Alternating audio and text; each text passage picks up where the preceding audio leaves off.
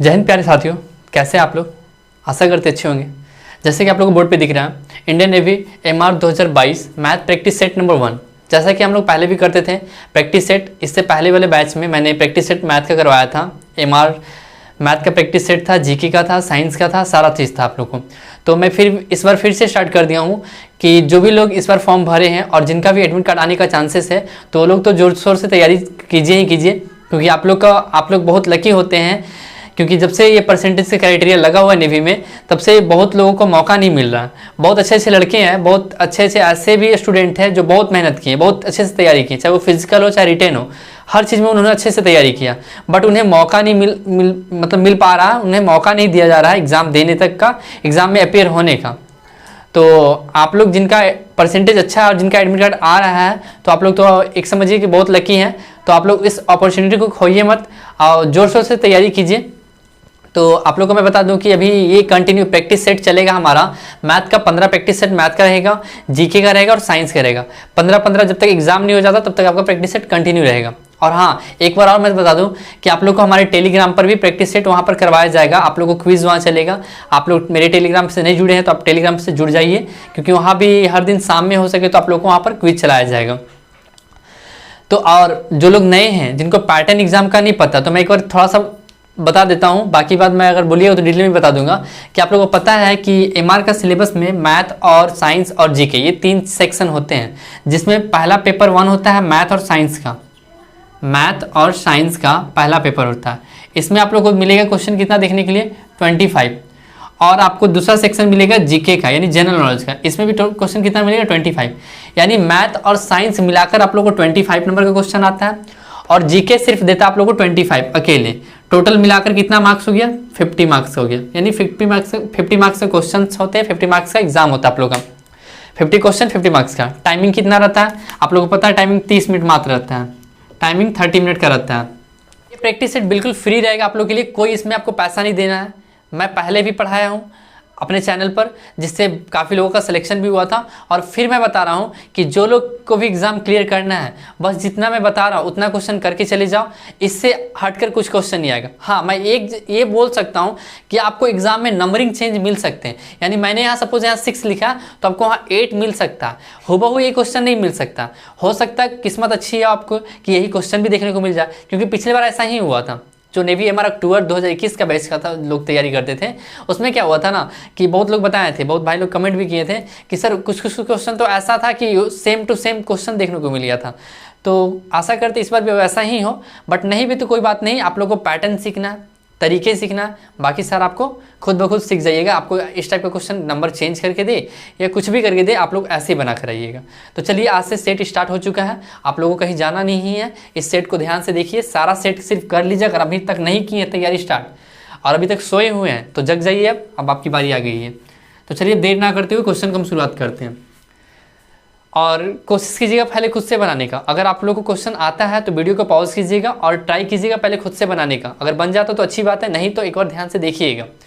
पहला क्वेश्चन हमारा क्या है, A किसी कार्य को 6 दिनों में तथा B उसी कार्य को 12 दिन में पूरा करता है। यदि वे मिलकर कार्य को पूरा करते हैं तो कार्य का कितना भाग A द्वारा किया जाएगा। देखिए क्वेश्चन दोस्तों, ये क्वेश्चन आपका टाइम एंड वर्क का क्वेश्चन है। क्वेश्चन किसका है, टाइम एंड वर्क का क्वेश्चन है। अब ये फॉर्म जो है नेवी MR, ये लेवल 10th का है। अब बहुत लोग सोच रहे होंगे कि भाई 10th तक तो पढ़ के रहे हैं, लेकिन ये टाइम एंड वर्क क्या होता है, समय और कार्य क्या होता है। तो मैं बता दूं आप लोग को, आप लोग ने क्लास 9 और 8-9 में ये चैप्टर है। एक्चुअली जो ये टाइम एंड वर्क क्वेश्चन है, ये आप लोग का 8-9 में ही शुरू हो जाता है, लेकिन वहाँ पर हम लोग ये सोच कर नहीं ध्यान देते।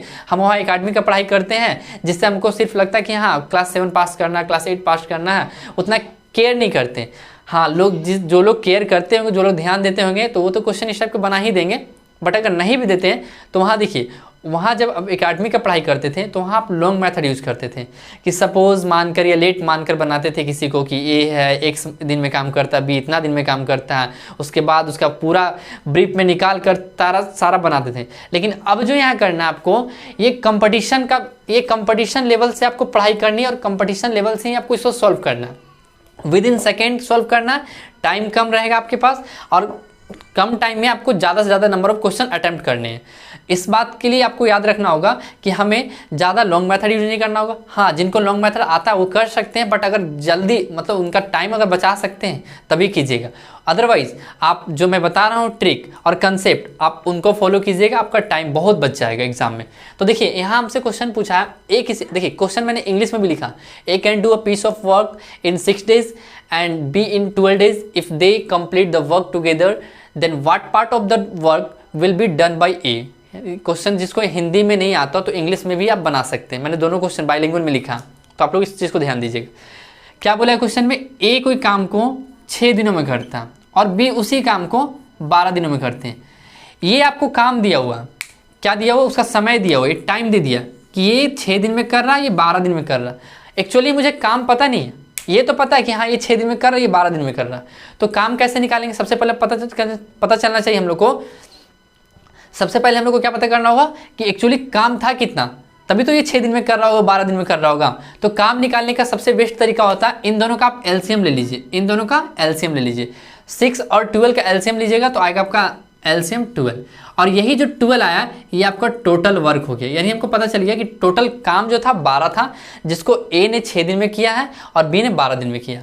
अब देखिए टाइम पता चला गया, टोटल वर्क पता चला गया। अब एक चीज़ आता है इफिशियंसी। इफिशियंसी सबसे बेस्ट, सबसे टाइम एंड वर्क में सबसे महत्वपूर्ण चीज़ होता है इफिशियंसी, यानी क्षमता।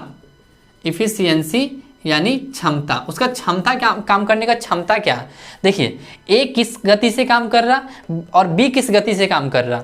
तो ए जो है किसी काम को 6 दिन में कर रहा, यानी जाहिर सी बात है कि एक दिन में वो कितना काम कर रहा होगा, 2 काम कर रहा होगा, क्योंकि काम टोटल 12 है, काम टोटल 12 है। ए किसी काम को 6 दिन में कर रहा है, यानी अगर हमसे पूछा जाए कि एक दिन में कितना काम कर रहा तो 2 वर्क काम कर रहा। यानी हमसे पूछता क्वेश्चन कि ए जो है एक दिन में कितना काम कर रहा, 2 काम कर रहा। सेम उसी तरह बी किसी काम को 12 दिन में कर रहा, यानी इनका ये 12 बी जो है एक दिन में कितना काम कर रहा, 1 काम कर रहा होगा। अब ध्यान से देखिएगा, ये जो हम निकाले हैं ये 2 और 1, ये हमारा इफिशियंसी शो करता है। क्या शो करता है, इफिशियंसी यानी क्षमता, किसी चीज़ का क्षमता बता रहा। अगर आपके अंदर क्षमता ज़्यादा है तो आप किसी काम को जल्दी कर दीजिएगा, यानी जिसका इफिशियंसी ज़्यादा तो भैया उसका टाइम क्या होगा, कम लगेगा, क्योंकि ये 6 दिन में कर रहा। इफिशियंसी इसका दुगना है ना, और इसका इफिशियंसी 1 है, इसीलिए तो 12 दिन में ले रहा। तो इन बातों को याद रखिएगा, अगर इफिशियंसी किसी का ज़्यादा होगा तो टाइम कम लगेगा, इफिशियंसी कम होगा तो टाइम ज़्यादा लगेगा। लेकिन ये सब क्वेश्चन हमसे नहीं पूछा है, क्वेश्चन जो पूछा है वो मैं बताऊँगा। लेकिन कुछ बहुत सारे लोग अभी 10th लेवल पे आए हैं, तो 10th लेवल में क्या होता है ना, कुछ अचानक से ऐसा चीज़ आ जाए, देखने को मिल जाए जो पहले कभी सुने हो लेकिन उस पर केयर ना किए हों। इन चीज़ों को हम फिर से रिकॉल कर दिए हैं, आप लोग ध्यान दीजिएगा इस सब बातों को, और ये सब अपनाना, शॉर्ट ट्रिक अपनाना, ज़्यादा लॉन्ग मेथड में नहीं जाना, ठीक है। अब देखिए इफिशियंसी और टाइम सब पता चल गया, हमको टोटल वर्क भी पता चल गया। लेकिन हमसे क्वेश्चन बोला यदि वे मिलकर कार्य को पूरा करते तो कार्य का कितना भाग ए द्वारा किया जाएगा। अब देखिए वे मिलकर कार्य को करते, कार्य था कितना, 12 कार्य है। अच्छा, हम आपसे पूछें कि ए और बी मिलकर एक दिन में कितना काम करेगा। ए एक दिन में कर रहा 2 काम, बी एक दिन में कर रहा 1 काम। यानी हमसे पूछा जाता है कि ए और बी एक दिन में कितना काम करता, तो 2 + 1 कितना होता है, 3। यानी एक दिन में दोनों मिलकर 3 काम कर लेते। काम टोटल था कितना, 12 काम था, टोटल 12, टोटल वर्क है आपका 12। अगर हमसे ये पूछता कि दोनों मिलकर उस काम को कितना दिन में कर देते, तो डिवाइड लगा देते, 3 से डिवाइड लगाते, क्योंकि एक दिन में लोग 3 काम कर रहे हैं। चलिए, तो हम लोग ने क्या देखा कि ए प्लस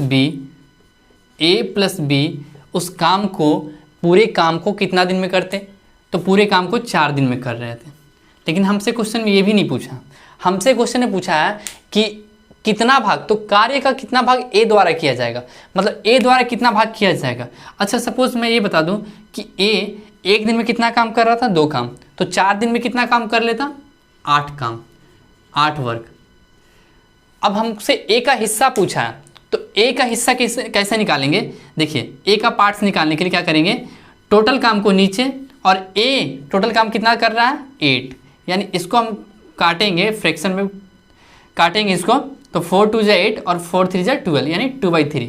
तो ए उस काम का 2/3 हिस्सा कंप्लीट करेगा, ए उस काम का 2/3 हिस्सा कंप्लीट करेगा। अब ध्यान दीजिएगा, मैंने इस क्वेश्चन से आपको 3-3 क्वेश्चन बताया और 3-3 सॉल्यूशन बताया। पहला क्वेश्चन आपसे पूछता कि टोटल वर्क क्या हो सकता था, या ए उस काम को जो टोटल वर्क था उसका एक दिन में कितना काम कर रहा था, तो 2 काम कर रहा था। पूरे काम को कितना दिन में कर रहा था वो तो दिया हुआ था गिवन आपको, लेकिन आपसे टोटल वर्क पूछ सकता था, पहला क्वेश्चन। दूसरा, एक दिन में कितना काम कर रहा, ये भी हो सकता था। तीसरा क्वेश्चन क्या पूछ सकता था कि ए प्लस बी मिलकर उस पूरे काम को कितना दिन में करेंगे, तो एक दिन में इन लोग मिलकर कितना काम करें, 3 काम, तो पूरे काम को 4 दिन में कर लेंगे। लेकिन ना ही हमसे ये तीनों क्वेश्चन कुछ भी नहीं पूछा, हमसे क्वेश्चन पूछा था कि ए द्वारा कार्य का कितना भाग पूरा किया गया, तो कार्य का कितना भाग पूरा किया गया था, 2/3 भाग। क्वेश्चन भले ही छोटा है लेकिन इससे क्वेश्चन कितना सारा बन गया वो आप लोग ध्यान दीजिएगा। एग्जाम में आपसे टाइम एंड वर्क के क्वेश्चन पूछेगा ही पूछेगा, एकदम मस्ट है पूछेगा। बस नंबर को चेंज कर दे और या फिर नंबर को चेंज कर दे या फिर क्वेश्चन को बदल दे, ऐसा ही हो सकता है, लेकिन टाइम एंड वर्क क्वेश्चन पूछेगा ही पूछेगा, 110% पूछेगा। चलिए क्वेश्चन नंबर 2 पर आते हैं हम लोग। क्वेश्चन नंबर 2 है हमारा, यदि 10 वस्तुओं या 10 वस्तुओं का क्रय मूल्य 9 वस्तुओं के विक्रय मूल्य के बराबर हो तो लाभ या हानि का प्रतिशत होगा। एक्चुअली क्वेश्चन नीचे इसका सॉल्यूशन नज़र नहीं आता आप लोगों को, तो मैंने क्वेश्चन ऊपर वाला इरेज कर दिया है। अब आप लोगों को ऊपर मैं इसका सॉल्यूशन बताता हूँ, अगर आपसे बनेगा तो ट्राई कीजिएगा। देखिए क्वेश्चन ने बोला है, if the cost price of 10 articles CP of 10 articles is equal to SP of 9 articles, 9 articles के इक्वल है, तो हम यहाँ से CP और SP का रेशियो फाइंड कर लेते हैं। CP और SP का रेशियो कितना हो जाएगा हमारा, 9/10। अब देखिए CP हमारा है 9 यूनिट और SP हमारा 10 यूनिट, तो बताइए अगर कॉस्ट प्राइस 9 है और सेलिंग प्राइस 10 है तो उस बंदे को, चाहे उस इंसान को प्रॉफिट होगा या लॉस होगा, तो आप लोग जाहिर सी बात बोलिएगा कि 9 छोटा है 10 बड़ा, यानी 1 का प्रॉफिट होगा। क्या होगा, 1 का प्रॉफिट होगा। लेकिन हमसे क्या पूछा है कि विक्रय मूल्य के बराबर है तो लाभ या हानि प्रतिशत क्या होगा, इसका फॉर्मूला है। देखिए अगर हमसे पूछा प्रॉफिट परसेंट का फॉर्मूला क्या होता है, ये मैं लिख देता हूँ। प्रॉफिट परसेंट या लॉस परसेंट दोनों का चीज़ सेम है। प्रॉफिट परसेंट का फॉर्मूला है profit by CP into 100, profit by CP into 100। अब देखिए क्वेश्चन में हमारा प्रॉफिट कितना यूनिट का हुआ, 1 यूनिट का। CP कितना है हमारा, 9 है और 100। इसको आप सॉल्व कीजिएगा तो 11 सही 1/9%। अब बताइए 11 सही 1/9% क्या हुआ, प्रॉफिट हुआ है ना, प्रॉफिट। यही तो आंसर है हमारा, ऑप्शन नंबर हमारा A करेक्ट है। आप लोग साथ में मिलाते चलिएगा। चलिए नेक्स्ट क्वेश्चन की ओर आते हैं। चलिए क्वेश्चन नंबर 3 हमारा, 4x² - 9 का गुणनखंड क्या होगा, यानी फैक्टराइजेशन इसको करना है आपको। तो ये तो क्वेश्चन बहुत ही आसान है, आप लोग कर सकते हैं, बट मैं बता देता हूँ आप लोग को। और एक बात और बता दूँ मैं कि ऐसा मत सोचिएगा कि क्वेश्चन इतना ईजी तो नहीं आएगा एग्जाम में। तो भैया एग्ज़ाम भी आपका 10th लेवल का है, कोई UPSC लेवल का एग्ज़ाम नहीं है। हाँ ये भले बोल सकते हैं आप कि सर 10th लेवल का एग्ज़ाम है तो क्यों इतना परसेंटेज 95% 99% पे एडमिट कार्ड भेजा जाता, तो वो तो नेवी वालों की मर्जी है, उनके आगे किसकी चलती है, तो वो सब चीज़ नहीं देखना है। बट जो क्वेश्चंस एग्ज़ाम में आते हैं वही इसी टाइप के क्वेश्चन आते हैं। सारे क्वेश्चन इस टाइप के नहीं मिलेंगे, क्वेश्चंस आपको इजी भी मिलेगा, मतलब इजी टू मॉडरेट कर सकते हैं, टफ तो नहीं कर सकते इस एग्जाम में, इजी टू मॉडरेट। लेकिन मैक्सिमम क्वेश्चन आपको अगर मैथ का 12 से 13 क्वेश्चन मिले, मैथ में 12 से 13 क्वेश्चन भी रहे अगर आपको, तो मैक्सिमम क्वेश्चन बता दूं मैं 7 से 8 आपको एकदम बच्चा वाला क्वेश्चन रहेगा। कुछ ही क्वेश्चन ऐसे होंगे 4 से 5 जिसमें थोड़ा सा आपको दिमाग लगाना पड़ेगा, लेकिन अगर उसको भी आप लोग मैं जितना करवा दे रहा हूँ उतना करके चले जाओगे तो वो भी आपके लिए आसान हो जाएगा। तो 4x² - 9x का गुणनखंड क्या होगा, तो इसको फैक्टराइजेशन करते हैं हम लोग। 4x² - 9 का क्या, इसको हम लिख सकते हैं 2x का होल स्क्वायर और इसको लिख सकते हैं 3 का होल स्क्वायर। और आपने बचपन में पढ़ा होगा a² - b² का फॉर्मूला क्या होता है, एक बार प्लस में लिख दो एक बार माइनस में, मतलब a + b एक बार a - b, यानी 2x + 3 और 2x - 3। यही तो हमारा आंसर होगा। क्या ये आपसे नहीं बनेगा, बिल्कुल बनेगा। तो चलिए ऑप्शन नंबर हम देख मिला लीजिएगा, ऑप्शन नंबर B करेक्ट है यहाँ पर। क्वेश्चन नंबर 4 हमारा, 2⁵ और 3⁵2 डिवाइड 2⁵2 का होल का पावर 3 का मान क्या होगा, इसका वैल्यू फाइंड करना। तो इसको कैसे सॉल्व कीजिएगा, देखिए इसको सॉल्व करने का तरीका, ऊपर वाले को पहले 3 का पावर 2 है, यानी 3 का पावर 2 कितना हो जाएगा 9 हो जाएगा, यानी यहाँ हो गया 2 का पावर 9। ऊपर से सॉल्व करते आएंगे और सेम इसमें क्या करना है, ये ब्रैकेट खुलेगा तो पावर आपस में मल्टीप्लाई होंगे, पावर आपस में मल्टीप्लाई, यानी 2 का पावर यहाँ पर 6 हो गया। और आपको पता है कि अगर बेस सेम होते हैं तो, और बेस सेम होते हैं और दोनों डिवाइड में होते हैं तो पावर आपस में क्या हो जाता है, माइनस में, यानी 9 में से 6 गया 3 और 2 का पावर 3 कितना होता है 8। सही आंसर हमारा 8 हो गया। क्वेश्चन नंबर 5 है, किसी संख्या में से 15 घटा दें तो संख्या 80% बच जाती है, तो उस संख्या का 40% क्या होगा। देखिए इसको मैं इजी तरीका से बताता हूँ, आपको टफ नहीं बनाना।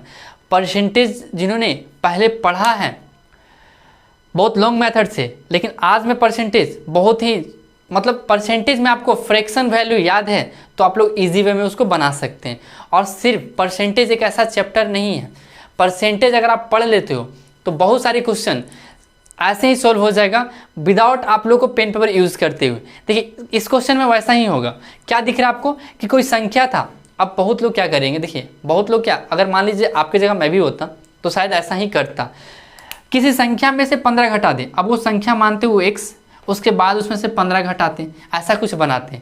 बट देखिए जब नॉलेज नहीं होती है तब ये काम कर सकते थे, बट जब कोई बता रहा हो तो क्यों ना नया चीज़ सीख लें हम। तो मैं वही चीज़ आपको सिखाने वाला हूँ। क्या बोल रहा है, किसी संख्या में 15 घटा दे तो संख्या का 80% बच जाती है। क्या बच रही, 80% बच जा रही है। आपको ये 80% को देखना, आपको ये 80% देखना है, यानी ये 80% बच रहा। क्या हम 80% को फ्रैक्शन वैल्यू में लिख सकते हैं? आप कहेंगे बिल्कुल लिख सकते हैं। कितना आ जाएगा, 2/4 2 जा 8, 4 से नहीं कटेगा, 2 4 जा 8 और 2 5 जा 10, यानी फ्रैक्शन वैल्यू क्या आ गया 4/5। अब देखिए ये 4/5 जो आया ना, इसी में से हमको घटाना है। यानी मेरा एक्चुअल जो नंबर था 5 था, घटाने के बाद कितना आ गया 4 आ गया। यानी हम इसमें से 5 में से क्या घटाए होंगे, 4 आया होगा। तो आप बोलिएगा 1 माइनस किए होंगे। लेकिन क्वेश्चन में क्या बोला है कि उस किसी संख्या में 15 घटाने पे हम तो 1 घटाएं, क्वेश्चन बोल रहा है 15 घटाएं। चलिए ठीक है, क्वेश्चन का ही बात मानते हैं। मेरे अकॉर्डिंग 1 आ रहा है, क्वेश्चन के अकॉर्डिंग 15 आ रहा है, यानी कितना मल्टीप्लाई करेंगे 15 से। अब 15 से इसको मल्टीप्लाई किए, यानी 15 से इस नंबर में भी मल्टीप्लाई करना होगा, 15 से इस नंबर में मल्टीप्लाई करना होगा। यानी एक्चुअल नंबर हमारा कितना आ गया 75 और घटाने पे कितना आ गया 60। अब देखिए तो एक्चुअल नंबर 75 था और आ गया 60। अब हमको नंबर पता चल गया कि हाँ वो नंबर ओरिजिनल 75 था, तभी उसमें से 15 घटाए थे तो मेरा 60 बच रहा था। लेकिन हमसे क्वेश्चन में बोला है कि तो उस संख्या का 40% क्या होगा। तो संख्या हमारा क्या 75, यही तो ओरिजिनल नंबर है ना, इसी का 40% पूछा है, यानी 75 का 40%। 25 3 जा 25 4 जा 4 6 को काटिएगा 10 बार में, 10 को 3 से मल्टीप्लाई कीजिएगा 30। देखिए कितना आसान आया। ये तो मैं आप लोग को पेन पेपर यूज करके बता रहा हूँ कैसे समझना है, वरना मुझे बनाना रहता तो मैं तो ऐसे ही आंसर टिक करके आ जाता।